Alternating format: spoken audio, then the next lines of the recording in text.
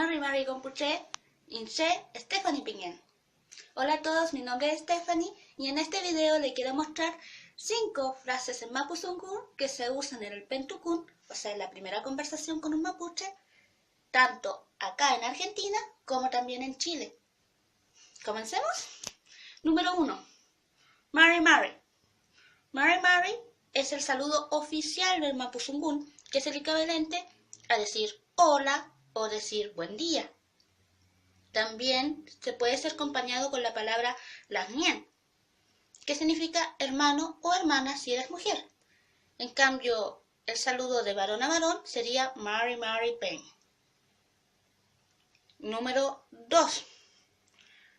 Shumleimi o Shumleimi significa ¿cómo estás? ¿Estás bien? Número 3. Inai Peñaimi. Inai Peñaimi significa ¿cuál es tu nombre? Para preguntar cuál es el nombre de la otra persona, decimos Inai Peñaimi. Número 4. Sheu Tuguimi. Sheu Tuguimi significa de dónde provienes o de dónde eres. Y número 5. Peucayal. Peucayal es decir adiós, hasta luego o chao.